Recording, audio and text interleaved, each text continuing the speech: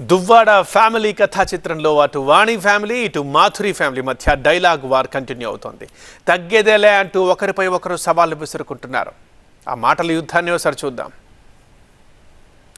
Illegal affairs పెట్టుకొని మా ఫ్యామిలీని డ్యామేజ్ చేసుకొని ఇష్టానుసారం ఇంట్లో చేసుకొని అడల్టరీ లీగలు తొక్క తోలు అని ఒక పెద్ద మనిషిగా సొసైటీలో ఉండి ఇద్దరు ఆడపిల్లల తండ్రిగా ఉండి ఎవరో ఒక బేవర్స్ దాన్ని ట్రాప్లో పడిపోయి తప్పుడు పనులు చేసుకొని చెత్త వేషాలు వేసుకొని ఉంటే ఇక్కడ నా విశ్వస్వరూపం అనేది ఇప్పటి వరకు నేను ఇంత ర్యాష్గా మాట్లాడలేదు. ఇప్పుడు నా స్వరూపం అనేది చూస్తారు. ఇష్టం వచ్చినట్టు ఎలిగేషన్ చేస్తే నేను చూస్తూ ఊరుకోను.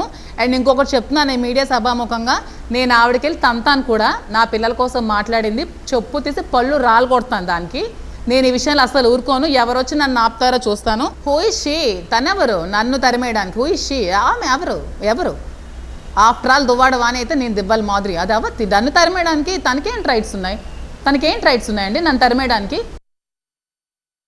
ఇక్కడ ఎలాంటి వాతావరణం అనేది చాలామందికి అర్థమై ఉంటుంది.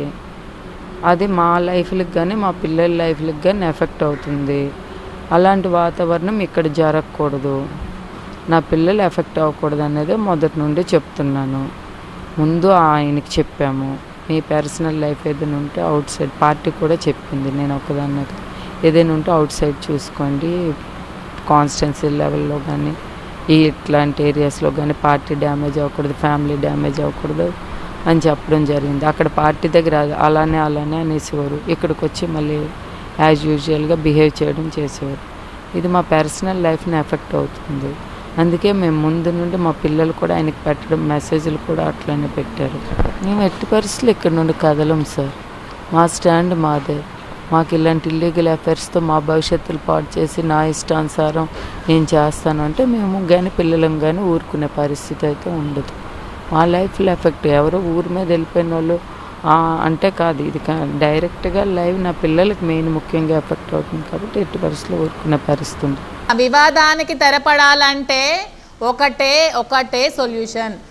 ఏ ఎలిగేషన్స్తో దువ్వాడ వాణి దివ్వల మాధురి అని పేరు పెట్టుకొని నన్ను తెర మీదకి తెచ్చిందో ఆ ఎలిగేషన్స్ అన్నీ అబద్ధాలు. నేను రాజకీయ కాంక్షతో నేను అబద్ధాలు చెప్పి అనవసరంగా ఆమెను డిఫేమ్ చేశాను అని చెప్పి నాకు క్షమించమని కోరితే నేను మీకు చెప్పాను, నేను ఇక్కడ నుంచి ఈ రాష్ట్రమే కాదు దేశం వదిలి నేను వెళ్ళిపోతాను. నేను అక్కడే, ఏ ఆస్ట్రేలియాలో అయితే ముందు జాబ్ చేసేవాళ్ళు అక్కడికే నేను వెళ్ళిపోయి అక్కడే నేను ఉంటాను.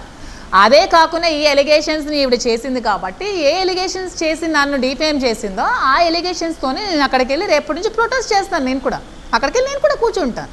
మరి ఆవిడ చేసిన ఎలిగేషన్స్ మరి అందరూ జనాలు నమ్మితే మరి అదని నేను అక్కడ కూర్చొని నేను కూడా నిరూపించుకోవాలి కదా. మరి నేను ఇప్పుడు నా మీద పడిన బురద నేను ఎలా తుడుచుకోవాలి?